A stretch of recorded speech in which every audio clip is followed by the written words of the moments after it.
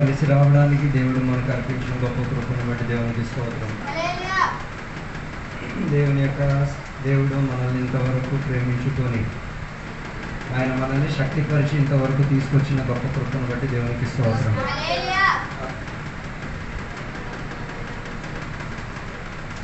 ఈరోజు పగటి వేళ దేవుని వాక్య భాగ్య నిమిత్తం బైబిల్ గ్రంథాన్ని మనం తెలుసుకుందాం. 2 రాజుల గ్రంథం దాని 4వ అధ్యాయం మొదటి 7 వచనాలు ఒక్క నిమిషం మనం చదువుదాం. 2 రాజుల గ్రంథం 4వ అధ్యాయం మొదటి 7 వచనాలు. అంతటా ప్రవక్తల శిష్యులలో ఒకని భార్య, నీ దాసుడైన నా పెనిమిటి చనిపోయెను, అతడు యెహోవా యందు భక్తి గలవాడై ఉండెనని నీకు తెలిసి ఉన్నది. ఇప్పుడు అప్పులవాడు నా 2 కుమారులను కనుక దాసులుగా ఉండుటకై వారిని పట్టుకుని పోవుటకు వచ్చి ఉన్నాడని ఎలీషాకు మొరపెట్టగా, ఎలీషా, నా వలన నీకేమి కావలెను? నీ ఇంటిలో ఏమి ఉన్నదో నాకు తెలియజెప్పమనెను. అందుకు ఆమె, నీ దాసులైన నా ఇంటిలో నూనె కొండ ఒకటి ఉన్నది, అది తప్ప మరి ఏమీ లేదనెను. అతడు, నీవు బయటకు పోయి నీ ఇరుగు పొరుగు వారందరి యొద్ద దొరుకు కలిగిన మట్టి పాత్రలన్నింటినీ ఎరువు పుచ్చుకొనము. అప్పుడు నీవు నీ ఇంటిలోనికి వచ్చి నీవును నీ కుమారులను లోపల నుండి తలుపు మూసి ఆ పాత్రలన్నింటిలో నూనె పోసి నిండినవి ఒక తట్టున ఉంచమని ఆమెతో సెలవీయగా, ఆమె అతని యొద్ద నుండి పోయి తనను కుమారులను లోపల నుండి తలుపు మూసి కుమారులు తెచ్చిన పాత్రలో నూనె పోసెను. పాత్రలన్నీ నిండిన తరువాత ఇంకా పాత్ర తెమ్మని ఆమె తన కుమారుతో చెప్పగా, వాడు మరి ఏమీ లేవని చెప్పాను. అంతలో నూనె నిలిచిపోయెను. ఆమె దైవజనుడైన అతని యుద్ధకు వచ్చి సంగతి తెలియచెప్పగా, అతడు, నీవు పోయి ఆ నూనెని అమ్మి నీ అప్పు తీర్చి మిగిలిన దానితో నీవును నీ పిల్లలను బ్రతుకుడని ఆమెతో చెప్పాను. చాలు. ఇక్కడ చదివిన ఈ వాక్య భాగం మనందరికీ కూడా సుపరిచితమైన ఒక వాక్య భాగమే. మీరు చాలాసార్లు ఇందులో నుంచి దేవుని యొక్క వాక్య పరిచర్య వినుంటారని నేను ఆశించున్నాను. కానీ పగటి వేళ దేవుడు మనకి వాక్య భాగంలో నుంచి మాట్లాడుటకు మనం దేవుని యొక్క సన్నిధిలో ప్రార్థన సహకారంగా కూర్చోడానికి ప్రయత్నం చేయాలి. దేవుడు సునిశ్చితంగా మనతో మాట్లాడతారు. రాజుల గ్రంథం గురించి చెప్పబడితే మనకి ప్రాధాన్యత కలిగేది ఇశ్రాయేల్ ప్రజలకు రాజ్యం గురించి, రాజుల గురించి బోధించే ఒక కాల తరగతిలో జరిగిన ఒక సన్నివేశం ఇక్కడ రాయబడి ఉన్నది. దేవుని యొక్క బిడ్డలకు రాజ్యం గురించి, రాజు గురించి మంచి అవగాహన ఉండాలి. చాలా మంది దేవుని బిడ్డలకి 2 విషయాల గురించి అవగాహన లేదు. రాజ్యం గురించి, రాజు గురించి. రాజులు కాదు, రాజు గురించి. అందుకే దేవుడు యేసయ్య కూడా చెప్పిన ఒక మాట, దేవుని పరలోక రాజ్యము గురించి యేసయ్య తన వాక్య పరిచర్యలో అన్ని కూడా ప్రకటించినట్టుగా, ప్రస్తావించినట్టుగా మనకి కనిపిస్తున్నది. అలాగైతే దేవుని యొక్క రాజ్యం సునిశ్చితంగా ఉంది, పరలోక రాజ్యం సునిశ్చితంగా ఉంది. రాజ్యం సునిశ్చితంగా ఉంది అంటే దాని అర్థం రాజు కూడా ఉన్నాడని అర్థం. అందుకే యేసయ్యకు రాజు అని చెప్పబడినట్టుగా బైబిల్ మనకి సెలవిచ్చుచున్నది. అయితే ఇశ్రాయేల్ ప్రజలు ఇప్పటి వరకు వారు చూచినది అన్య దేశం యొక్క రాజ్యము, రాజులనే వారు ఇప్పటి వరకు చూచారు. కానీ దేవుడు రాజుల గ్రంథాన్ని బోధించి, రాయించి, ఆత్మ ద్వారా దానిని ప్రకటించి చెప్పడానుకున్న ఒక ఉద్దేశం, నువ్వు లోకంలో చూచిన ఒక రాజు కాదు కానీ, నువ్వు లోకంలో చూచిన ఒక రాజ్యం కాదు కానీ, దీనికి మించిన ఒక రాజు, రాజ్యము ఉన్నది అన్నది మనం తెలుసుకు తీరాలి. గొప్ప విషయం ఏంటిది అంటే, లోకములో పరలోక రాజ్యములో జీవించడం చాలా కష్టమేం కాదు, సులువే. కారణం ఏంటంటే అక్కడ పాపము లేదు, అతిక్రమాలు లేదు, దూషించేవాడు లేదు, ఎదిరించేవాడు లేదు. అక్కడ అందరికీ జీవించడం, ఆరాధన చేయడం చాలా సూపర్, చాలా ఆనందం, చాలా ఇష్టం. కానీ కష్టం కలిగే ఒక మాట ఏంటో తెలుసా? లోకములో జీవించుకొని లోకాన్ని పరలోక రాజ్యం కింద మార్చుకోవడం, దేవుని యొక్క రాజ్యములో, దేవుని యొక్క రాజ్య పరిపక్వతలోకి మార్చుకోవడమే సవాల్ చెందేది, కష్టకరం చెందేది.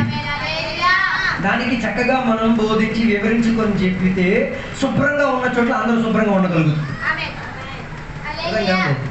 బాగున్న చోట్ల అందరూ బాగునే ఉండగలిగి తీరుతారు. కానీ మురికి కలిగిన ఒక చోట్లో బాగుండి తీరడమే యథార్థముగా దేవుడు ఆశించిన దేవుని యొక్క రాజ్య ప్రణాళిక. యేసయ్యను రాజుగా ఎంచుకు తీరడానుకున్న ప్రత్యేకత కలిగిన ప్రణాళిక. అందుకే దేవుని బిడ్డలకు అది కష్టకరమైనది కాదు, కానీ దానికి కాస్త ప్రయాసం, ప్రయత్నం ఉండాలి. దానికి కాస్త మనం ఏం చేయాలి? మన శరీరాన్ని మనం ఉపయోగించుకోవాలి, మన బుద్ధిని, మన ఆలోచనని, మనకు కలిగిన వాటిని ఉపయోగించుకొని ఏం చేయాలి? చెత్త కలిగిన పరివేశాన్ని కూడా ఏం చేయొచ్చు?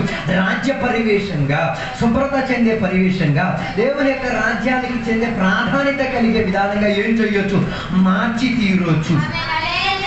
దానిని బోధించడానికి దేవుడు ఈ 2 రాజుల గ్రంథాన్ని మనకి ప్రస్తావించి ప్రకటించినట్టుగా మనకి కనిపిస్తున్నది.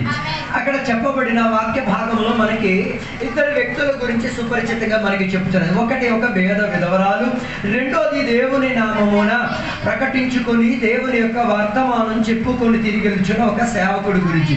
ఈ 2 గురించి దాని మొదటి అధ్యాయంలో 1వ వచనం నుంచి 7వ వచనం వరకు మనకి కనబడే ఒక వాక్య తరగతిలో మనకి కనిపిస్తున్నది. మొదటిగా మనం చూడగలిసిన మాట, ఆ విధవరాల గురించి ఉన్న కొన్ని మాటలు మనం చూసుకుందాం. ఆ విధవరాలకు కలిగిన ఒక ప్రత్యేకత అని మొదటి వచనం చెప్తున్న ఒక మాటలో మనం చూస్తే, అంతటా ప్రవక్తల శిష్యులలో ఒకని భార్య, నీ దాసుడైన నా పెనిమిటి చనిపోయెను, అతడు యెహోవా యందు భక్తి గలవాడై ఉండెనని నీకు తెలిసి ఉన్నది. ఇప్పుడు అప్పులవాడు నా 2 కుమారులను తనకు దాసులుగా ఉండుటకై వారిని పట్టుకుని పోవుటకు వచ్చి ఉన్నాడని ఎలీషాకు మొరపెట్టగా. తెలుగులో ఆ పదం స్పష్టంగా లేదు, ఇంగ్లీష్ లో చెప్పబడిన ఒక మాట, విధవరాలకు ఒక ప్రత్యేకత కలిగిన మాట, ఏడవడానికి మనసు కలిగిన ఒక స్త్రీ. తెలుగులో ఆ పదం లేదనుకుంటా. ఎస్, ఆ తల్లికి ఉన్న ఒక ప్రత్యేకత కలిగిన ఒక మనస్థితి ఏంటిదంటే, కన్నీరు కార్చడానికి, ఏడవడానికి మనస్థితి కలిగిన ఒక స్త్రీగా మనకు అక్కడ కనబడుతున్నది. దేవుని బిడ్డలకు ఒక ప్రత్యేకత ఎప్పుడు ఉండి తీరాలి? ఏడుపు రావాలి. ఏడుపు రాలేకపోతే దాని అర్థం క్రైస్తవ జీవితంలో వారికి ఏం లేదు, ఏ రీతి కలిగే దేవునితో సంబంధం లేదు. చాలా మంది దేవుని యొక్క బిడ్డలు ఎందుకు ఏడుస్తున్నారో కూడా వారికి తెలియదు. కానీ ఇక్కడ ఈ స్త్రీ ఏడవడానికి ఉన్న కారణం ఏంటిదో తెలుసా? ఆమె శక్తి ద్వారా, సామర్థ్యం ద్వారా, ఆమెకున్న బలము ద్వారా, ఆమెకున్న హోదా ద్వారా ఏమీ జరగదు అని తెలిసేసరికి ఆమె ఏం చేసి తీరుతున్నది? దేవుని యొక్క దాసైన ఏలియా దగ్గరికి వచ్చి ఏడవడానికి చూపించిన మనస్థితి. అందుకే దేవుని యొక్క బిడ్డలకున్న ఒక ప్రత్యేకత, దేవుని దగ్గర ఏడవగలిగే ఒక పరిస్థితి ఉండాలి.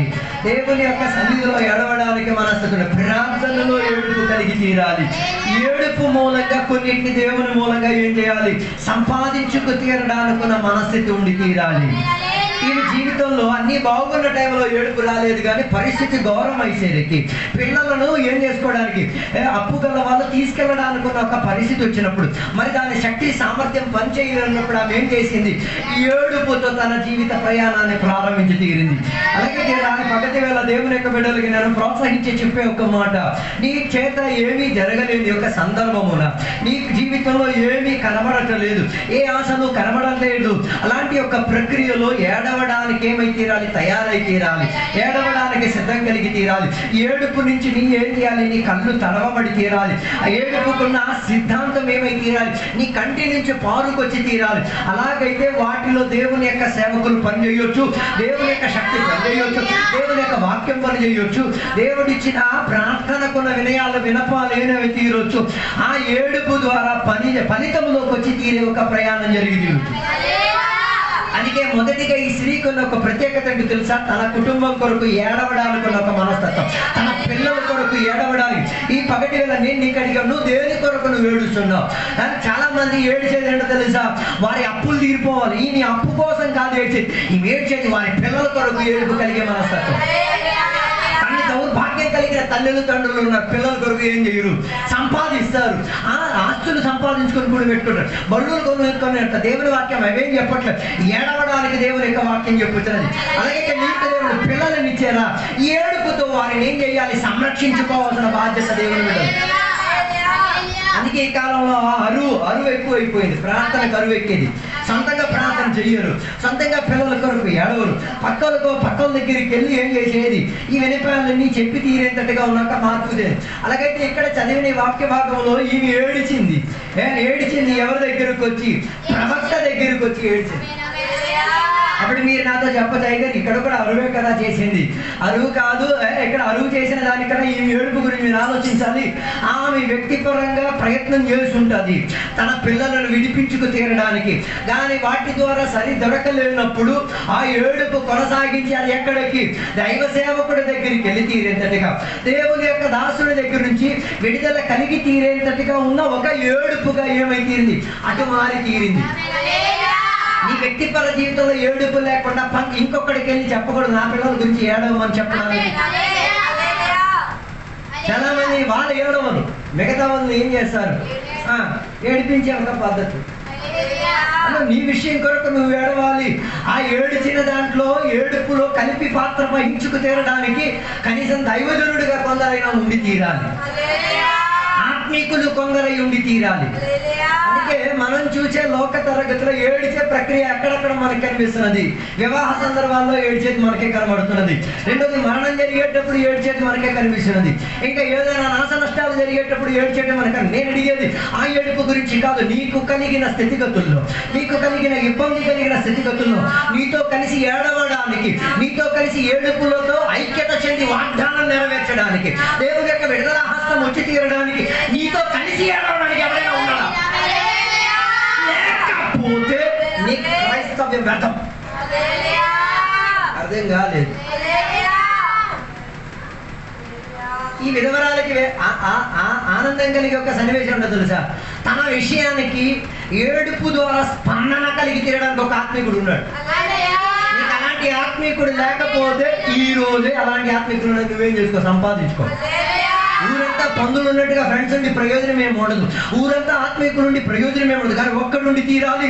నీ కన్నీరు కలిగిన స్థితిగతుల్లో, నువ్వు ఏడుస్తూ ఉన్న ఆ యొక్క స్థితిగతుల్లో నీకొక మంచి మాట ఇవ్వడానికి, నీకు ఆత్మీయతలో బలపరిచి తీరడానికి, నీకున్న విడుదలకు చెయ్యూతనిచ్చి తీరడానికి, నీకున్న స్థితిగతులకు బంధకాలను ఎనకొట్టి తీరడానికి, నీకున్న పరిస్థితికి విడుదల కల్పించి తీరడానికి ఒక్కడైనా ఉండి తీరాలి.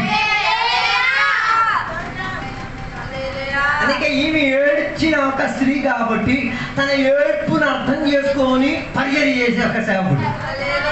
ఇక ఈ కాలంలో అనేక మంది దేవుని బిడ్డలకి లేదు. ఒకటి ఏడ్చి సాక్ష్యం చెప్తుంటాడు, ఏడ్చి సాక్ష్యం చెప్తుంటాడు. కానీ ఆ ఏడ్చి సాక్ష్యం చెప్పినా కూడా దాంట్లో మనం ఏం చేయం, చెయ్యోతనేమో, విడుదల హస్తమనేమో, ఒక వాగ్దానం వారికి చెప్పాం. నువ్వు ఏడుస్తున్నావు కదా, దానికి నేను వాగ్దానం ద్వారా ఏం చేయగలిగి తీరేది. కానీ ప్రవక్త చేసిన పని ఏంటో తెలుసా? ఆ ఏడిచిన సహోదరి యొక్క ఏడుపుకు విడుదల హస్తముగా వాగ్దానాన్ని పంచిపెట్టుకోగలిగి తీరేది. ఆమెకున్న ఆ విడుదల కలిగిన స్థితిగతి ఏంటిది? తన పిల్లలను ఎవరు తీసుకెళ్ళిపోతున్నారు? అప్పులు గల వాళ్ళు ఏం చేసుకోవడానికి తీసి. నాకు ఆసక్తి కలిగి ఏడుపు ద్వారా ఆపలేని దానిని వాగ్దానం ద్వారా ఆపగలిగింది. ఏడుపు ద్వారా నువ్వేది ఆపాలని కోరుతున్నావు, అది ఆగలేదు అని చెప్పేసి నువ్వే నిరాశపోవద్దు, నువ్వు దుఃఖించుకొని కూర్చోవద్దు, వేదన పడి కూర్చోవద్దు. అది వాగ్దానం ద్వారా నెరవేర్చగలిగే ఒక అభిషక్తుని వెతికి తీరు, ఒక ప్రవక్తని వెతికి తీరు, ఒక దైవదాసుని వెతికి తీరు, ఒక దేవుని వెతికి తీరు. ఇదే చాలా మంది దేవుని బిడ్డల జీవితంలో లేదు.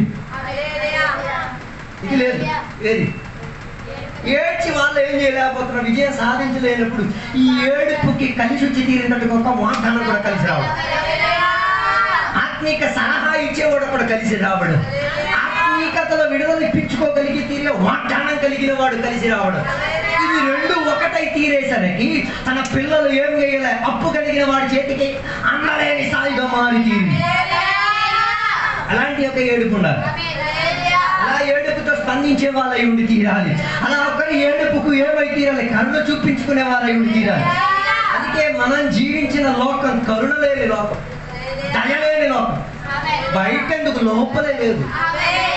ఒకడు ఏడ్చి చెప్పినప్పుడు కూడా తనను ఏం చేయరు, తనను నో ప్రాబ్లం రా, వాగ్దానం ముందు నువ్వే విషయం గురించి ఏడుస్తున్నావు, అది పెద్ద విషయం ఏం కాదు, దానికి దేవుడు సరిపోయిన వాడు, దానికి దేవుని యొక్క సంఘం శక్తి చెందినది, దానికి దేవుని యొక్క సంఘం ఏమై ఉన్నది, బలపరిచి తీరేది అని చెప్పే ప్రోత్సాహ మాటలు కూడా.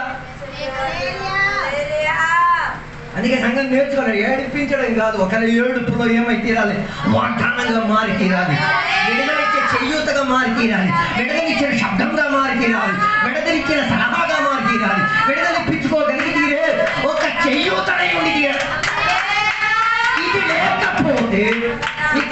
క్రైస్తవ్యం కాదు.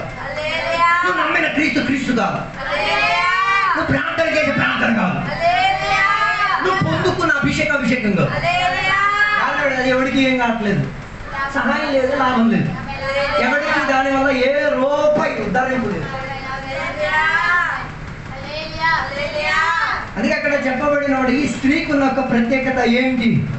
ఏడవడానికి మనసు కలిగిన ఒక స్థితిగతి. ఆ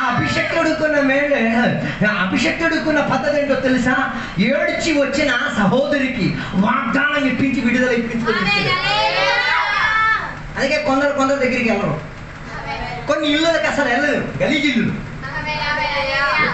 నాతో లేదు. కొన్ని ఇళ్ళల్లోకి వెళ్తే ఒక్క మంచి సలహా మనకు దొరకదు. అయితే మంచి నీళ్ళు తాగినా మనకి సలహా దొరకదు, టీ తాగినా సలహా మనకు దొరకదు. హలో, ఈ ప్రవక్త దగ్గరికి ఏడుస్తున్న స్త్రీ వచ్చేసరికి సలహా దొరికింది, కుటుంబానికి విడుదల దొరికింది. పిల్లలు ఎవరి చేతిలో పడిపోయి తీరడానుకున్న సందర్భం లేకుండా ఆ కుటుంబం దేవునికి గణపరిచి తీరేంతటిగా ఉన్న కుటుంబముగా సలహా దొరికి తీరింది, వాక్యం దొరికి తీరింది. నీ దగ్గర వచ్చిన వాడికి సలహా, ఈ వాక్యం, ఈ ఆత్మీయతని వారి దేవుని దగ్గర ఏదైనా పొందుకు తీరగలిగేటట్టుగా ఏదైనా ఈ పనికిరాని వాగుడు ఆపేసి ఆత్మీయతకు చెందేదేనా. అందుకే అక్కడ చెప్పిన మాట విధవరాలకున్న ప్రత్యేకత కలిగిన, చూడండి దాని 2వ వచనం చెప్తున్న మాట. అక్కడ చెప్పిన ఒక మాట మనకి కనిపిస్తున్నది. తన భర్త గురించి ఆమెకేముంది? మంచి మెప్పింపు ఉంది.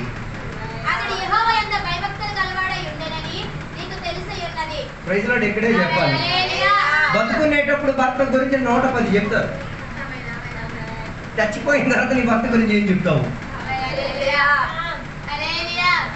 నాతో లేదు అనుకుంటా. ఇవి తన భర్త గురించి చెప్తున్న ఒక మాట ఏంటిది? తన భర్త గురించి అభిమానం చెప్పేది ఆమె చేతుల్లో. హలో, తన భర్త గురించి చచ్చిపోయేటప్పుడు కూడా ఏం చేయట్లేదు, దూషించుకొని చెప్పట్లేదు. మరి భర్త అప్పు చేసుకున్నాడా, ఆవిడ అప్పు చేసుకున్నాడా చెప్పబడలేదు. కానీ మొత్తానికి భర్త ఏదో చేసుకెళ్ళిపోయాడు. మీరు ఆ సిచ్యువేషన్లో ఉంటే మరి మీరు కొట్టుకున్నది సాతానుని మీరే ప్రకటిస్తారు మాట్లాడి. నీ పెళ్లి చేసుకున్నది ఒక దురాత్మను పెళ్లి చేసుకున్నారన్నది నీ ప్రకటన మూలంగా తెలిసిపోదు. ఒక గలీజోడికి నేను పెళ్లి చేసుకున్నాను, ఓ పనికిరాను ఒకటి పెళ్లి చేసి ఆడు అప్పు చేశాడు, ఆడు తెచ్చాడు. ఉన్నారో లేదో?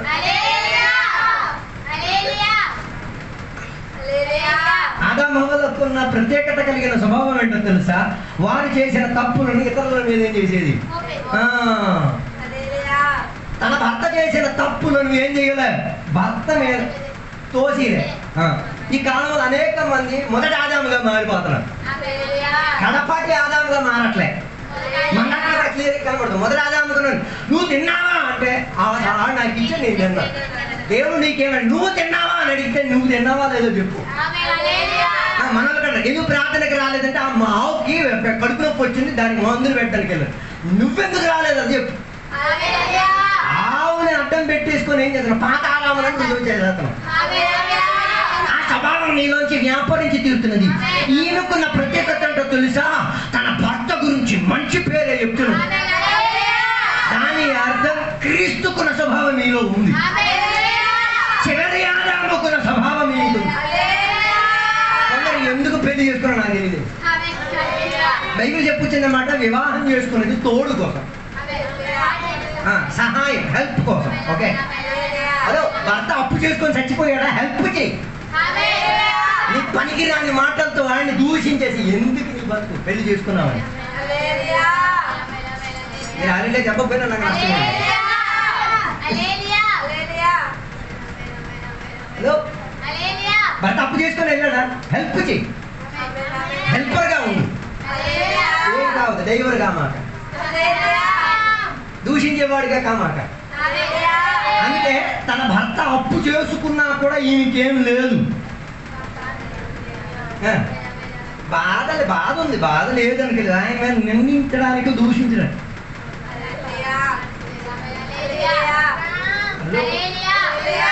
ఈ కాలంలో సంఘ బిడ్డలను మీరు బిడ్డ తీసేసి పరిశోధించండి. ఏసై మీద నేరపణ ఇయ్యరు, ఆదం మీద నేరం మోసారు. తాత అతనికి ఎందుకు రాదు? ఆవుకు కడుపు నొప్పి వచ్చింది, నువ్వు ఆదాం అయిపోయావు, మొదలాదాం అయిపోయావు. కారణం ఏంటిది? ఆయననే నువ్వు చూపెస్తున్నావు. ఆవు మూలంగా ఎవరికి చూపెస్తున్నావు? ఏసై చూపెస్తున్నావా? నిజమైన ఏసై ఆదామని చూపెస్తున్నావు? లేదు, దొంగ ఆదామని చూపెస్తున్నావు. పండు తిని దేవుని వాక్యాన్ని వ్యతిరేకించి దేవుని యొక్క మాటలను కించపరిచేసిన ఆయనను చూపించేసి నువ్వు తప్పిపోదాం అనుకుంటున్నావు. ఈయనకి తప్పిపోవడానికి కూడా మార్గం ఉంది. ఆయన భర్తని తోసేస్తే చాలు, కానీ అది తోయలే, నేర్చుకోవాలి. హలో, యథార్థ దేవుని బిడ్డలు యథార్థంగా ప్రార్థన చేసి యథార్థంగా దేవుని సన్నిధిలో కన్నీరు కాచి వాగ్దాన ప్రకారంగా జీవించిన వాడైతే నీకు దేవుడు ఏమి ఇచ్చాడో దాని మీద నీకు ఒక అభిమానం ఉండాలి. సొంత ఇంట్లో ఐస్ క్రీమ్ గురించి మాటలు ఉండవు. పక్కింటో నాకి తింటున్న ఐస్ క్రీమ్ చూసి వీడు స్టోరీ చెప్తారు. అది తొలాదం చేసిన పని, అది మొదటాదం చేసిన పని. అది అర్థం కావట్లేదు. అందుకే ఇప్పుడు కూడా కొన్ని కుటుంబాలు బాగుపడలే. ఆ భర్త చూడు, ఆయన సేవలు కూడా నీ భర్త ఏది ఇస్తున్నాడు అని చూసుకొని చెప్పాలి. హలో, దేవుడు ఇచ్చిన వాటి గురించి ఏం కాదు, కృతజ్ఞత కలిగిన వారై ఉండాలి. బతుకు ఉన్నా చచ్చిపోయినా. ఎంత ఫ్రీడమ్ ఉంది, ఎంత లైసెన్స్ ఉంది. భర్త గురించి ఏమన్నా కానీ దేవునికి భయపడేది, దేవుని మీద భయం లేదు. అందుకే చచ్చిపోయిన భర్త గురించి ఏవో పిచ్చి మాట్లాడాలి. బతుకున్నప్పుడే కొందరు భర్తల గురించి మంచిగా ఆ పనికి రాను, మరి నువ్వేదో పనికి వచ్చేది చెప్పించు, నువ్వు పనికి వచ్చేదని. పలానోడు పనికి రానోడు అని చెప్పేటప్పుడు నువ్వు నలుగురు దగ్గర చూపించు, నేను పనికి వచ్చేవాడు. అర్థం కాలేదు. అందుకే కొన్ని కుటుంబాలు బద్దలైపోవడానికి ఉన్న కారణం దేన్ని దేవుడు ఇచ్చారో దాంట్లో వారికి ఏం లేదు. మరి నువ్వు దేనికి తృప్తి లేదు. నువ్వు కళ కన్నది ఎవడికి? అల్లు అర్జున కళ్ళగనేసి కట్టుకునేది ఎవడిని? బ్రహ్మానందం.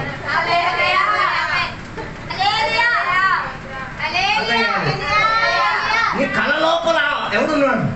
వాడెవడో హీరో ఉన్నాడు, దొరికింది ఎవడు? Comedy star. మరి కామెడీ స్టార్ దొరికాడా? అల్లు అర్జున్ చదువుకుని ఉండిపోవాలి అంతే. అలా ఉండిపోయి ఏం చేయాలి? ఇదే నీ దేవుడు నీకు ఇచ్చాడో దానిలో నీవేమై ఉండి తృప్తుడై ఉండి తీరాలి, సరిపడిపోయేటట్టుగా ఉండి తీరాలి. ఓకే, ఆయనలో 2000తో సహా లోపాలు ఉండి తీరచ్చు. ఆయనలో ఒక్క మంచితనంతో ఆ 2000 లోపాలను ఏం చెయ్యి, లేదంటే కనబడలేంటే సాక్షి 2000 లోపాలు ఉంటాడు. ఆయనలో ఉన్న ఒక్క మంచితనంతో 2000 లోపాలను నువ్వేం చేయాలి? సహాయం చేసేసి అది లాభంగా మార్చుకో. అందుకే కదా నీకు వివాహ జీవితం ఇచ్చింది.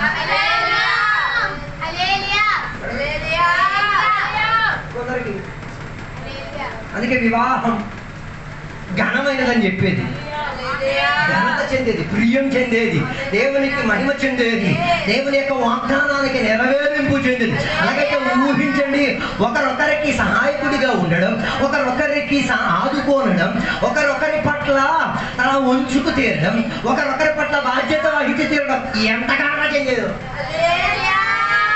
కొన్ని కుటుంబం అనే చెప్పలేము మనం. నేర్చుకోండి విధవరాల దగ్గర నుంచి. భర్త లేనప్పుడు ఇంత మాత్రం ఆలోచించింది భర్త గురించి అంటే భర్త ఉన్నప్పుడు ఏం చేస్తుంటారు? కాస్త చనిపోయినప్పుడు భర్త గురించి ఇంత మంచి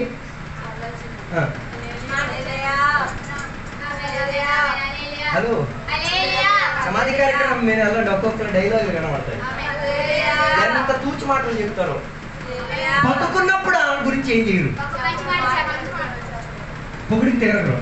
చచ్చిపోయినప్పుడు ఆడు చేసినవన్నీ ఆడు ఎప్పుడు చేశాడు అప్పుడు చెప్పుకో. అవన్నీ దాచిపెట్టి ఇది చచ్చిపోయినంత వరకు నువ్వు కొబ్బరిలో సమాధి లోపల పెట్టావు. బతుకున్నప్పుడు 4 మాటలని ఆవిడ గురించి మంచి చెప్పు. హలో, ఈ విధవరాల దగ్గర నుంచి నేర్చుకో. బతుకున్నప్పుడే భర్తను ఎంతగా గౌరవించేది. ఆ భర్తకు ఉద్యోగం ఏంటో తెలుసా? ఆయన ఒక ప్రవక్తుడు. ప్రవక్త మాత్రమే కాదు, సీనియర్ ప్రవక్త కాదు, జూనియర్ ప్రవక్త. అంటే ఒక అయ్యగారి కింద చిన్న అయ్యగారు. అర్థం కావడానికి కష్టం. ఈ కాలంలో అందరు అయ్యగారు అయిపోవడానికి రెడీ, చిన్న అయ్యగారు ఇవ్వడానికి ఎవరికి ఇష్టం లేదు. మా అయ్యగారు ఆపు నీ సోది. నీ అయ్యగారు నువ్వు చిన్న అయ్యగారు అయ్యావా? అయ్యకి అవ్వలేనప్పుడు అయ్యా లేదు, గారు లేదు. ఏదో పిలుచుకో, లేదా ఆయన పేరు పిలుచుకో, ఎందుకంటే నీకు అలాంటి సంబంధం కదా.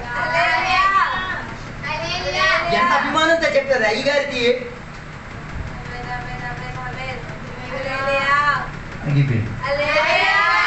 అయ్యా గారు ఏమయ్యా ఆయన పట్ల ఏం చేసామని అయ్యగారు అని పిలుస్తున్నావు. తొందరగా పిలుపు మీద ఉన్న శ్రేష్టత అర్థం కావట్లేదు. మాస్టర్ గారు అని చెప్పినప్పుడు నువ్వు ఆయన కింద ఏమై ఉండాలి? నాన్న నాన్న అని చెప్పినప్పుడు కనీసం నువ్వు కొడుకైనా ఉండాలి, కూతురైనా ఉండాలి. ఏమి సంబంధం లేదు. నాన్న నాన్న పాప ఆయన మంచోడు కాబట్టి నేను దుఃఖపరచకుండా ఏం చేయట్లేదు, ఏం చెప్పట్లేదు. అయ్యగారు లిస్ట్ ఎక్కువైపోయింది.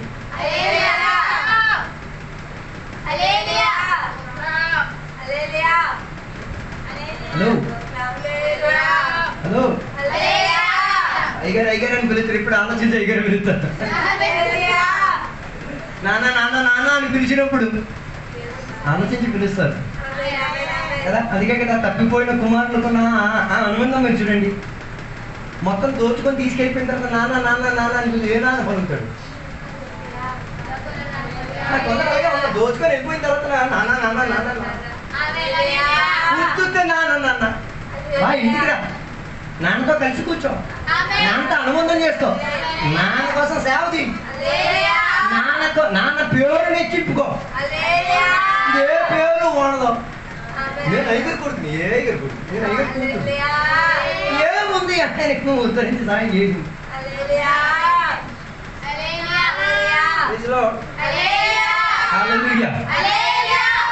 ప్రవక్తకి శిష్యుడు. ఓకే, ప్రవక్తకి ఆలోచించండి. ఈ ప్రవక్త శిష్యుడిగా ఉన్నాడంటే ఫ్యామిలీని ఏం చేయాలి? ఫ్యామిలీ ఒక పక్క, ప్రవక్త శిష్యుడు ఒక పక్క. అందుకే ఈ వ్యాపారాలకి చాలా మంది రావట్లేదు. ఏ వ్యాపారానికి? ఈ చెన్నై గారు రావడానుకున్న వ్యాపారానికి, వ్యాపారం కదా. చెన్నై గారు రావడానుకున్న అనుబంధానికి రావడానికి చాలా మంది ఇష్టం లేదు. దానికి ఫ్యామిలీని ఏం చేయాలి? విడిచిపెట్టమని నేను చెప్పలేదు, ఫ్యామిలీని కాస్త ఏం చేయాలి? కొందరన్నీ మిక్సింగే. భార్య ఫోన్ చేసి చెప్పింది అనుకో, వాక్యపరిచయం చేసిన మూసేసి వచ్చేస్తారు.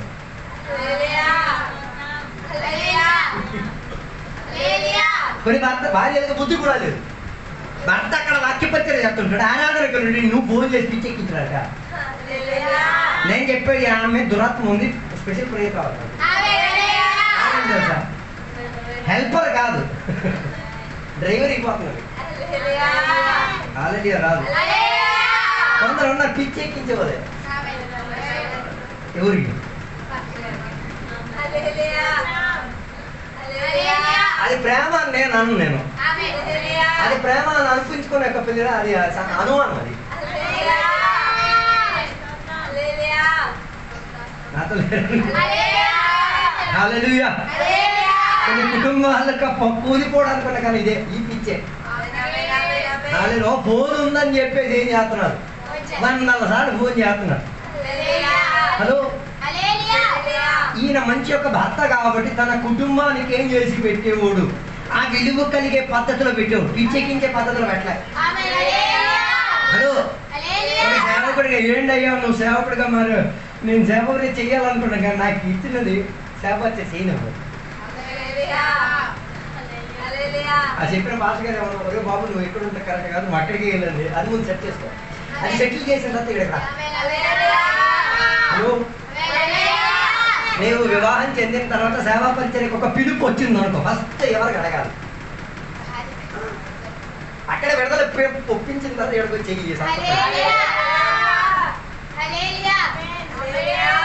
తెలీదు. కొందరికి ఇది తెలీదు. ఏం మాట్లాడు, దేవుడు నీతో మాట్లాడు, అన్ని వదిలేసి అన్ని వదిలేసి వచ్చేయమని ఏం చెప్పలేదు. నీకు దేవుడు ఇచ్చే ఏం బాధ్యత ఇచ్చారో ఆ బాధ్యతలో ఉన్న వారికి ఏం చెయ్యాలి, చెప్పాల్సినది చెప్పించేసి. అందుకే ఈమె ఎంత మంచి మంచి సేవకురాలు, మంచి అభిషక్తురాలు. కారణం ఏంటో తెలుసా, భర్త బతుకున్నప్పుడు పరిచర్యకి అర్థంగా రాలే. కొన్ని భార్యలు తన భర్త పరిచర్యకి డెవిలే, లేదు. కారణం ఏంటి, ఆ పనిని బాధ్యతగా నెరవేర్చడానికి ఏం చేయట్లేదు, సహాయకుడుగా లేవు. పద్ధతి ఏమి సమాజ్ చేసేది, సహకారంగా మీ భర్తను బతకనివ్వండి, పని చేయనివ్వండి, పరిచయం చేయనివ్వండి. బతుకున్నప్పుడు ఎప్పుడు కూడా ఏం వచ్చి అయ్యగారి దగ్గరికి వచ్చి ఏం చేయలేదు, కంప్లైంట్ చెప్పలేదు.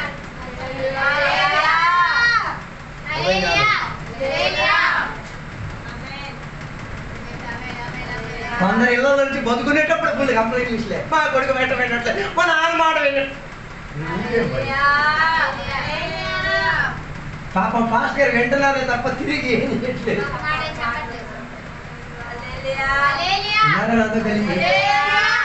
హలో అంటే నువ్వు చేయలేవా పని, నీ కుటుంబాన్ని నువ్వు క్లియర్ చేయలేవా?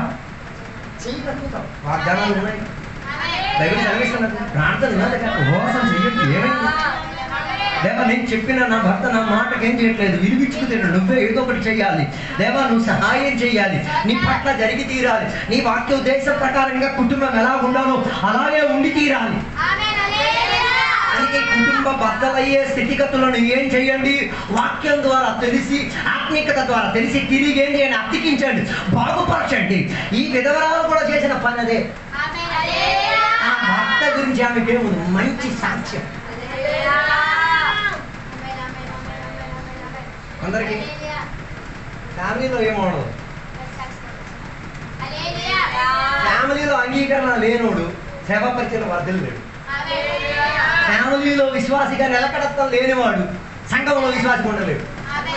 అర్థం కాలేదు, అర్థం చేసుకొని ఫ్యామిలీలో నాయకత్వం వహించలేనోడు సంఘంలో నాయకత్వం వహించలేడు. ఫ్యామిలీని క్రమావళిలోకి తీసుకురాలేనోడు ఊర్లో ఉన్న ఎవరిని కూడా క్రమావళిలో తీసుకురాలేదు. అలాంటి ఓటు ఇచ్చేసి నువ్వు నేను గెలిపించావని చెప్పొచ్చేమో, వాడు ఆ నాయకత్వానికి ఏం రాడు, అడుగుతాడు. నేను నా మాట చెప్పట్లేదు, బైబిల్ చెప్పే మాట నేను చెప్పేది. హలో, ఈయన బతుకునేటప్పుడు మంచిగా కుటుంబాన్ని ఏం చేశాడు, పోషించాడు కాబట్టి బతుకునేటప్పుడు వీడి గురించి చెడ్డ పేరు రాలే. హలో, నీ బతుకునేటప్పుడే నీ కుటుంబం గురించి ఒక చెడ్డ పేరు రాకుండా పెనుగురాడి చేరడానికి కొంతమంది యాకోబులు తయారవ్వాలి. అర్థం కాలేదు. నా ఇంట్లో జరిగిన సమస్యకు పాస్టర్ గారు వచ్చి సాల్వ్ చేసేంత స్థితిగతి రాకూడదు. అన్ని సంఘాల పాస్టర్ గారి దగ్గర వరకే వస్తున్నాయి. అలా వచ్చి పోవడం వలన నీవేమైపోతున్నావు, ఆ పని నెరవేర్చలేని వాడిగా మారిపోతాం. అన్నిటికీ ఎవడు కావాలి, మూడో వ్యక్తిగా ఉన్న పాస్టర్ గారు కావాలి. ఎప్పుడు పరిపక్వత వస్తుంది. నేను చెప్పేది ఏమైనా సెన్స్ వస్తుందా, సెన్సేషన్ వస్తుందా? అది నువ్వు సాల్వ్ చేసుకోవాల్సిన విషయం. అది నేను వ్యక్తిపరంగా దాని మీద ఏం చేయడానికి లక్ష్య పెట్టుకోవాల్సిన విషయం. అది మాస్టర్ గారి వరకు వెళ్ళాలి, ఒక్కసారి వెళ్తే ఓకే, ఇది మాటికి వెళ్తానండి. మాస్టర్ గారికి కాదు, లోపం నీ లోపలే.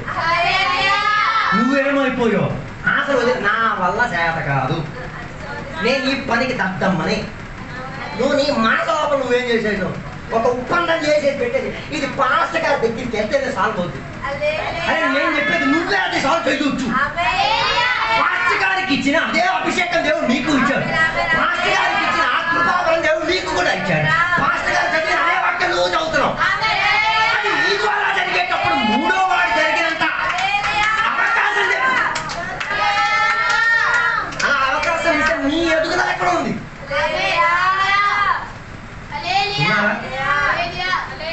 అంటే నేను చెప్పేది పాస్టర్ గారు మీరు చెప్పొద్దు అని నేను చెప్పట్లేదు. పాస్టర్ గారి దగ్గరికి వెళ్తే అక్కర్లేదు, నువ్వే ఏం చెయ్యొచ్చు, దానిని పరిష్కరించి తీరొచ్చు, బాగుపరిచి తీరొచ్చు. బతుకునేటప్పుడు వీడి గురించి ఒక్క కంప్లైంట్ పాస్టర్ గారికి కాదు, కానీ సంఘంలో కూడా ఒక కంప్లైంట్ కూడా వినకుండా జీవిస్తానని చెప్పండి. హల్లెలూయా చెప్పమని నేను చెప్పలేదు. ఏది చెప్పాను అది చెప్పండి. బతుకునేటప్పుడు నా సాక్ష్యాన్ని నేనేం చేస్తాను, నిలబెట్టే తీరుతా. అది ఎంత ప్రకాశం చెందినైనా, అది ఎంత కష్టార్థితం చెందినైనా, దానికి చాలిన దేవుడు నా దేవుడు, దానికి సరిపడిపోయే వాక్యమే నాకు దేవుడు ఇచ్చింది, దానికి కావాల్సిన ఆత్మశక్తి దేవుడు. దీనికి ఎవరక్కర్లే, నేనే క్లియర్ చేయొచ్చు, నేనే దాన్ని క్రమపరిచి, నేను జీవించుకునేటప్పుడే చచ్చి శవమై బాక్సులో దిగిన తర్వాత కాదు, బతుకున్నప్పుడే, జీవముతో ఉన్నప్పుడే, ఊపిరి వదిలేటప్పుడే. హలో, అలా చేయగలిగి తీరితే ఈ ఉపవాస ప్రార్థన కూడికలో నీ కుటుంబం ఒక మంచి కుటుంబముగా, ఒక సాక్ష్యం కలిగే కుటుంబముగా, అనేకులకు ఉదాహరణ కలిగిన కుటుంబముగా, అనేకులకు విశ్వాస పట్టికలో వేలెత్తి చూపించుకోగలిగేటట్టుగా ఉన్న కుటుంబముగా మారి చూడవచ్చు. దానికి భర్త పాత్ర చేయాలి, భార్య పాత్ర చేయాలి, పిల్లల పాత్ర వహించి తీరాలి, కుటుంబంగా పాత్ర వహించి తీరాలి. అలాగే అత్త మామ కూడా రావాల్సిన పరిస్థితి లేదు. ఊహించండి, ఒక సొల్యూషన్ కోసం అత్త మామ నాన్న అమ్మ పాస్టర్ బిస్కెట్స్ కనిపించట్లే, అవమానం కనిపించట్లే, ఈ కుటుంబానికి ఏం విలువ లేదని అర్థం. హలో, అలా కాదు నీ కుటుంబం. హలో, ఉన్నది నీ కుటుంబం, పరలోకం అంగీకరించేది నీ కుటుంబం, పరలోకానికి సాక్ష్యం వహించే కుటుంబం, వాక్యానికి ఆధారభూతమైనది నీ కుటుంబం. దానికి ఉన్న విలువ మీరే తెచ్చుకోండి. దానికన్నా ఆత్మిక పరిజ్ఞానం దేవుడు నీకు ఇచ్చాడు. ఈ విధవరాల దగ్గర నుంచి నేర్చుకోండి. బతుకునేటప్పుడు భర్త గురించి మా నాన్న కూడా నేను చెప్పను. ఆ స్థితిగతి చెప్పావు అనుకో, నీ ఇంట్లో నీ భర్త రాజే. ఆడు మరి ఎవరి దగ్గరికి వెళ్ళదు, మామ దగ్గరికి వెళ్ళదు, అత్త దగ్గర, పాస్టర్ దగ్గరికి లేదో నాకు తెలియట్లేదు. తన లోపాన్ని నీవేం చేయగలిగాలి, సరిదిద్దగలిగి తీరాలి, బాగుపరచగలిగి తీరాలి, సరిచేసుకు తీరాలి. అలాగైతే ఆ భర్త గాని, ఆ భార్య గాని, పిల్లలు గాని, ఆ కుటుంబం గాని సాక్ష్యం చెందే.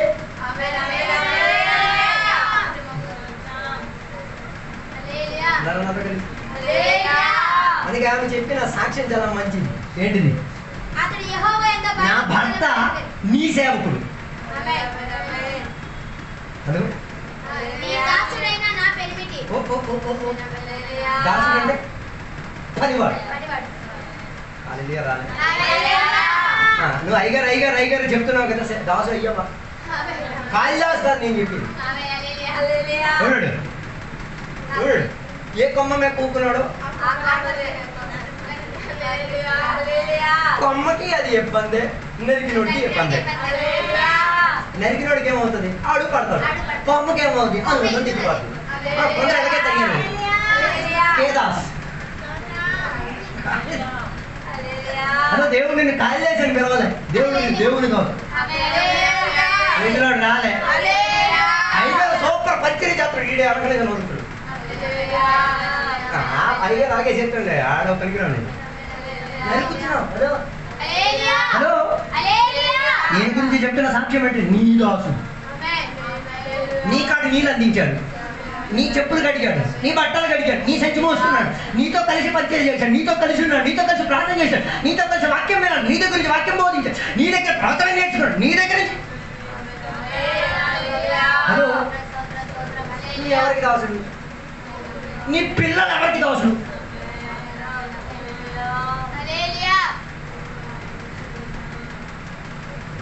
ఆలోచించి దేవునికి సత్యం చెప్పు. నువ్వు ఎవరికి దాసుడు? నీ పిల్లలు ఎవరికి దాసుడు? నీ కుటుంబం ఎవరికి దాసుడు? నీ ఆత్మీయత ఎవరికి దాసుడు? నీ అభిషేకం ఎవరికి దాసత్వం చేస్తుంది? నీకు ఇచ్చిన కృపావరం ఎవరి కొరకు దాసత్వం చేస్తున్నాను? ఆలోచించాల్సిన ప్రశ్న అది. ఈ విధవరాలు చెప్పిన మాట నీ కొరకు పరిచయం చేస్తున్నావు, నువ్వు సేవించే దేవుని కొరకు పరిచయం చేస్తున్నావు, నువ్వు వాగ్దానం చెప్పిన ఆ దేవుని గురించి ప్రవచనం చెప్పినావు. ఎంత గొప్ప మాట. ఆలోచించారు, మనం ఎవరికి పరిచయం చేయాలి? 6 రోజులు కనకరాజు గారి కోసం పనిచేస్తాం. 7వ రోజు వచ్చి దేవుని నేను అడిగి, ఈ 6 రోజులు ప్రయాసపడింది 7వ రోజు ఎలా తీసేస్తాను? దాదాపు మీరు కనకరాజు దగ్గర పని చేయవద్దని నేను చెప్పండి, చెయ్యండి. కనకరాజు కొరకు పని చేసేటప్పుడు కూడా దాసత్యం చేసేది ఎవరికి కొరకై ఉంటుంది? దేవుని కొరకై ఉంటుంది.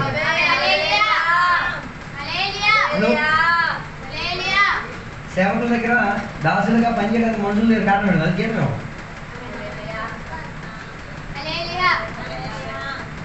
ఈ కాలంలో క్రైస్తవులు అందరూ గివ్ మనీ టేక్ వర్క్, తప్పించుకో పని తీసుకో. హల్లెలూయా. ఆ సిద్ధాంతం చావాలి. అదే డబ్బు మీద ఉన్న ఏంటిది అధిక ప్రేమ, అర్థం కాదు. అందుకే బైబిల్ చెప్తున్నది అంత్యకాలంలో కొందరు ఇదేమి ప్రేమించే వాళ్ళు మరి ధనాన్ని, లవ్ ఆఫ్ మనీ. ఉందో లేదో తెలియాలని నువ్వు ఎవరిదే పని చేస్తున్నావు ఆ దగ్గరికి వెళ్ళి నేను అడుగుతాను, ఏమని ఇక్కడ 5వ తారీఖు అయ్యేసరి నీకు పిచ్చి ఎక్కేస్తున్నా? దాని అంతా పిచ్చే. 4వ తారీఖు వరకు పని సూపర్ ఉంటుంది. 5వ తారీఖు వచ్చింది, 6వ తారీఖు పని మెల్లిగా డిగ్రీస్ అయిపోతుంది. అప్పటి వరకు పద్ధతిగా తోలినోడు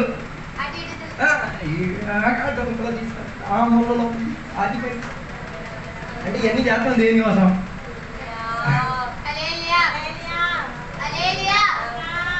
ప్రవక్త దగ్గరికి పరిచర్యకి వెళ్తే ప్రవక్తలు ఏమివ్వరు, డబ్బులు ఇచ్చిన వేళకి దూరాత్మ కూడా వెళ్తుంది. డబ్బులు ఇవ్వడానికి స్తోమత కాని చోట్ల వెళ్ళి పని చేయి. వాడు మామూలు కాదు. ఉదాహరణ చెప్తాను. మొదటి ఆదాం ఏదైనా తోటలో దేవుడు ఆయన ఏం చేశాడు?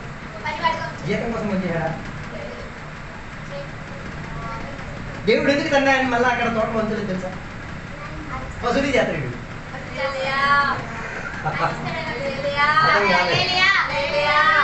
అర్థం కాలేదు. అర్థం అయితేనే దేవునికి స్తోత్రం చెప్పండి. అర్థం కాలేదా ఆలోచించి అది అర్థమైన తర్వాత స్తోత్రం చెప్పండి. ఇక పాపం చేసిన తర్వాత, దేవుని యొక్క వాగ్దానాన్ని తుచ్చీకరించిన తర్వాత, సాతాను యొక్క మాటలకు ప్రాధాన్యత ఇచ్చిన తర్వాత, ఓకే, పాపానికి తగిన జీతం లేదు. వాక్యం చెప్పడు, పాపానికి ఉన్న జీతం ఓకే, మరణం వచ్చింది కదా.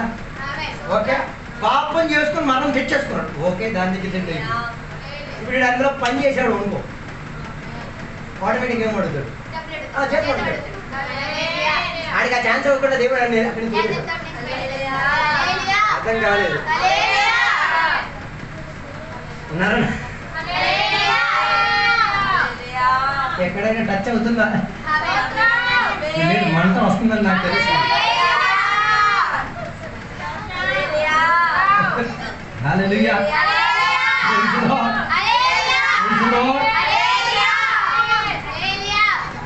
జీతం ఆశించకుండా దేవుడు తెలిసి జీతం ఖచ్చితంగా. మనం చేసేది జీతం కొరకు కాకూడదు. నువ్వు ఇవ్వకపోయినా ఆయన నీకు ఇస్తాడు. ఆయన ఇవ్వకపోతే దేవుడు ఆయన హృదయాన్ని మాట్లాడింది. నీకున్న పరిచయం ఒకటి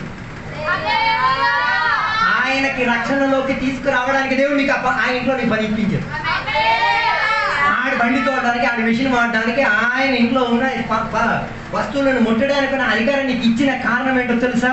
నీ మూలంగా నీవు సేవించిన దేవుడు ఎరిగి తీరాలి. నువ్వు 6 రోజులు ఆయనకి సేవ చేసేసి 7వ రోజు దేవునికి సేవ చేయడం వెరీ గుడ్, కాదని నేను అన్నట్లే. కానీ ఈ 6 రోజులు నువ్వు అక్కడ పని చేయడం వల్ల 7వ రోజు ఇక్కడికి వచ్చి దేవుని సేవించాలి. అలాగైతే మీరు ఎంత ప్రయాసపడతారు? నీ ఏడుపు ఏముండదు. దేవా, నేను ఊరల్లా వెళ్ళి నేను స్వార్థ చేయలేకపోతున్నాను, కడపత్రిక ఇవ్వలేకపోతున్నాను, రోగుల కొరకు ప్రార్థన చేయలేకపోతున్నాను, ఏం చేయాలి? కానీ పల్లెం కడిగేటప్పుడు ఆడి ఇంట్లో ఉన్న వస్తువులు ఉండేటప్పుడు ఇటే ప్రార్థన, దేవా ఇన్ని ఎలాగోకలా మార్పించండి, ఇన్ని ఎలాగోకలా స్వస్థపరచండి, ఇన్ని ఎలాగోకలాగా దేవుని దగ్గర తీసుకురండి, ఇన్ని ఎలాగోకలాగా దేవుని దగ్గరికి వచ్చి తీరండి, ఒక కృపత ఇచ్చింది. ఆ పని లోపల ఏమొచ్చింది? ప్రార్థన స్వరం వచ్చి తీరుతుంది.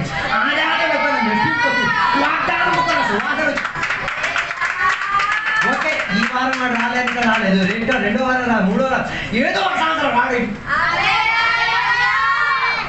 మనం దాన్ని కాదు, మనం డబ్బు 5వ తారీఖు 8,000 రూపాయలు, హోలీకి ఎక్స్ట్రా, దివాళీకి ఎక్స్ట్రా, దసరాకి ఎక్స్ట్రా, ట్రాయే ఎక్కువైపోయింది. హలో, బతుకునేటప్పుడు ఈ విధవరాలు తన భర్త పట్ల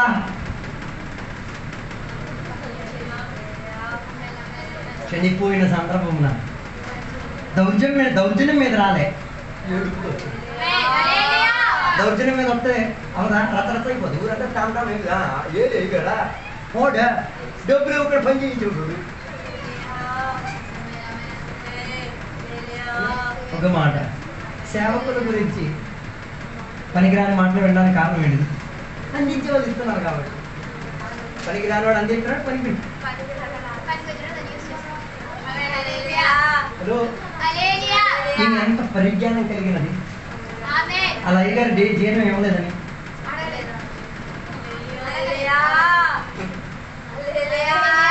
టచ్ చేస్తే మీరు ఏడుస్తారు.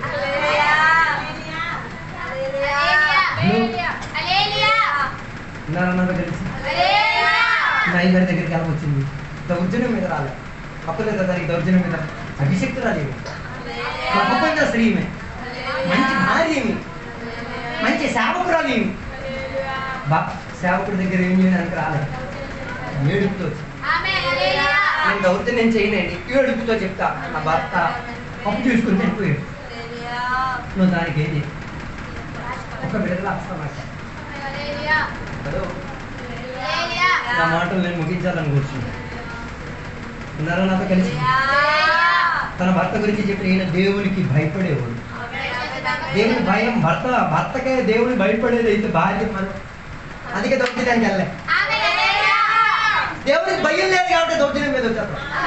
ఎందుకు రాలేదంటే నువ్వెవడే నా పడతాడు. పాస్టర్ గారికి అడుగుతున్నావు, పాస్టర్ గారికి ఎందుకు రాలేదంటే నువ్వు ఎదురు సమాధానం చెప్తున్నావు, నువ్వు దౌర్జన్యం చేస్తున్నావు అని అర్థం.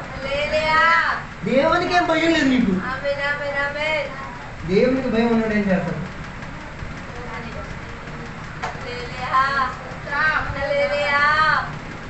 దేవునికి భయం లేదు. మా ఆవుకి విరోచనాలు వచ్చింది, నా ఇంట్లో గడ్డి పడిపోయింది, నీకేం అడిగా నువ్వేం చెప్తున్నావు? భయం దేవుని మీద ఉండి తీరితే, భక్తి దేవుని మీద ఉండి తీరితే ఎవరి మీద నిందలేయడానికి వెళ్ళాం, ఎవరిని దూషించడానికి వెళ్ళాం, ఎవరి దగ్గర నుంచి బలవంతంగా ఏదో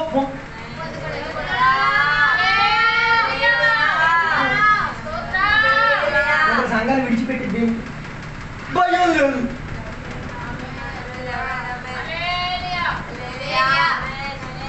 భయం ఉంటే వీడు ఇంత పెద్ద పుడికి అంటున్నాడు కదా, భయం లేదు. జడ్జి గారి దగ్గరికి వెళ్ళి ఆ పని, పోలీసు దగ్గరికి వచ్చి ఆ పని, ఆడ చేయలేని పని ఏడ శాతం రాత్రి భయం లేదు. దేవుని మీద భయం లేదు, ఆత్మిక విషయంలో భయం లేదు. హలో, మనుషులకి మరి దాన్ని మరి ఇంకేం చెప్తాం? నేను ఒక పద్ధతి బతుకున్నప్పుడు ఈయన దేవుని భయపడేవాడట, ఆ కుటుంబం ఎలా దేవుని భయపడే రాలేదు. దానికి మంచి సాక్షి ఆ స్త్రీ, తన భార్య ఏడుపుతూ వచ్చింది. భయం ఉందిగా, భక్తి ఉందిగా, ఏం చేయలేదు. ఊర్లో ఉన్న ప్రెసిడెంట్ వాళ్ళని పిలుచుకురాలే, అర్థం కాదు. ఉన్నారా ఊర్లో ఉన్న అప్పు గల్లోని కూడా పిలుచుకురాలే. అది మంచి తన సమస్య తీసుకొచ్చింది కానీ ఉండు రా రా, దేవుని భయం ఉంటే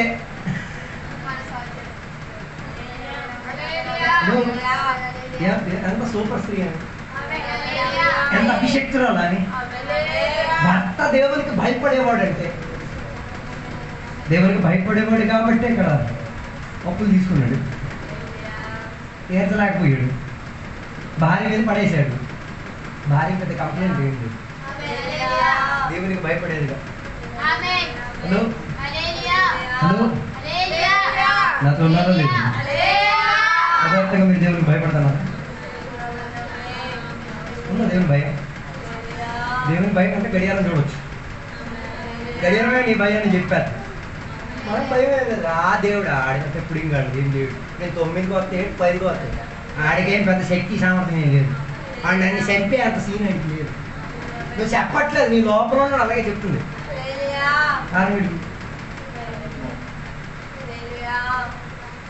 హలో బయట దేవతకి ఆరాధన చేసిన వాళ్ళు వాళ్ళ దేవత మీద భయభక్తి ఉంది కాబట్టి పిలిచి ఇప్పుడు వర్షం పడిపోతుంది, ఇప్పుడు పిడుగు పడిపోతుంది, ఇప్పుడు ఎక్కి. కానీ ఈ అభిషక్తుడైన సేవకుడు దేవునికి భయపడేవాడు కాబట్టి నేను మొత్తం నడిపించేసి దేవునికి నేను భయపడుతున్నా, నేను చెప్తే అగ్గి వస్తాను.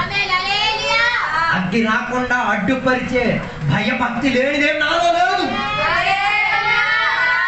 అగ్గి రావట్లేదు, భయం లేదు, భక్తి లేదు, అందుకే ఏం రావట్లేదు. అగ్ని మనలోకి రావట్లేదు. అందుకే నా మాటలు నేను ముగించడానికి వెళ్ళే ముందు ఒక్క నిమిషం పరిశోధించుకున్నాను. ఫియర్ ఆఫ్ గాడ్, దేవుని భయం ఉందా? వాక్యం చదవకపోతే అయ్యో దేవుని భయం ఉందా? ప్రార్థన చేయకపోతే అయ్యో ఇది నేను చేయలేదా? ఈ స్త్రీ దగ్గర నుంచి మనం నేర్చుకోవాలి. భర్త దగ్గర నుంచి నేర్చుకునే వాళ్ళు. భర్త ఎప్పుడో సంక్రాంతికి శివరాత్రికి వచ్చాడమే. ఐదుగురు సెలవిస్తే వస్తాడు. భర్తను భార్యను పిల్లల్ని చూసుకొని వాళ్ళకి కావాల్సినవన్నీ అన్న చేసేసి వచ్చేవాడు. అప్పుడప్పుడు ఇంటికి వచ్చేవాడు. అప్పుడప్పుడు వచ్చే దాంట్లో నేర్చుకుంది దేవునికి భయపడే లక్షణం, దైవ స్వభావం కలిగే లక్షణం, దైవ కుటుంబానికి కలిగిన లక్షణం. అందుకే దేవునికి భయపడింది కాబట్టి సేవకుడికి కూడా భయపడి సేవకుడి దగ్గరికి వస్తున్న విషయాన్ని చెప్పి అందుకే నా మాటలు నేను ముగించాలనుకోవచ్చున్నాను. ఈ ఉపవాస ప్రార్థన కోడికలు ఒక నిమిషం మనల్ని మనం పరిశోధించుకున్నాం, మన కుటుంబాన్ని మనం పరిశోధించుకున్నాం. మనకి దేవుడు ఇచ్చిన అర్హతను మనం ఒకసారి, నీకు కుమారునిగా కుమార్తెగా దేవుడు అర్హత ఇచ్చుంటారు, తల్లిగా తండ్రిగా దేవుడు నీకు అర్హత ఇచ్చుంటారు, సంఘ బిడ్డగా సంఘ బిడ్డరాలుగా దేవుడిని కలవతి, సేవకుడిగా సేవకురాలుగా దేవుడిని కలవతి సహాయం చేశారు. ఎలా నీ కుటుంబాన్ని నిలబెడుతున్నావు? ఎలా నీ కుటుంబం గురించి పేరు తెప్పించుకుంటున్నావు? ఎలా నీ నీ నీ వాగ్దాన దేని పట్ల ఉన్న దేవుని వాగ్దానం ఒక సాక్ష్యం ఎలా ఇప్పించుకు తీరుతున్నావు? ఎంత మాత్రం దేవునికి భయపడి తీరుతున్నావు? ఒక నిమిషం పరిశోధించుకోండి. ఆ విధవరాలైన స్త్రీ దగ్గర నుంచి నేర్చుకోండి. తన పిల్లలు తన చేతిలో తప్పిపోతారని భయపడి కన్నీటితో దేవుని దగ్గరికి, దేవుని సన్నిధిలో విజ్ఞాపన చేసిన తర్వాత అక్కడ దానికి తగిన ఉత్తరం దొరకలేనందున సేవకుడి దగ్గరికి పరిగెట్టొచ్చు. సేవకుడి దగ్గర నుంచి తనకు విడుదల హస్తం దొరికి తీరింది. సేవకుడి మీద నిందలు దోషణలు ఏమి వేయకుండా దేవుని వాగ్దానానికి లోబడి తీరేంతటితో ఒక గుణాతిశయం. అందుకే రాత్రి ఈ ఉపవాస కూడికలో మనం చెప్పిన దేవా, నాకు కూడా విధవరాలకి కలిగిన దర్శనం నాకు ఇవ్వు దేవా, ఆమెకి కలిగిన అభిషేక తరగతి నాకు ఇవ్వు, ఆమెకి కలిగిన వాక్య పరిజ్ఞానం నాకు ఇవ్వు దేవా, ఆమె తన కుటుంబాన్ని చక్కబెట్టుకున్నట్టుగా నేను నా కుటుంబాన్ని చక్కబెట్టుకున్నాను, ఆమెకున్నదానిని ఆమె పోరాడి గెలుచుకు తీరడానికి ప్రయాసపడినట్టుగా నేను చేసి తీరుతాను. ఆయన భర్త దేవునికి భయపడేటట్టుగా ఆమె కూడా దేవునికి భయపడేది. అందుకే అప్పగించుకుందాం, ప్రార్థన చేసుకుందాం. పరిశుద్ధుల మహోన్నతుల దేవానికి వందనాలు తెలియజేస్తున్నాం. ఈ రాత్రి వేళ ఈ మధ్యాహ్నం వేళ దేవాని సన్నిధిలో మేము కలిసి వచ్చి ఈ వాక్య భాగంలో నుంచి ధ్యానించుటకు నేర్చుకోవడానికి దేవ మమ్మల్ని సహాయపరిచినందుకు స్తోత్రం. దేవ ఈ ఉపవాస ప్రార్థన కూడికలో మేము అనేక విషయాల కొరకు మేము ప్రార్థన చేసాం, విజ్ఞాపన చేసాం. దేవ వాటన్నిటి జవాబు మాకు ఇచ్చి దేవ దాని యొక్క సాక్ష్యం వినిపింప చేసినందుకు స్తోత్రం.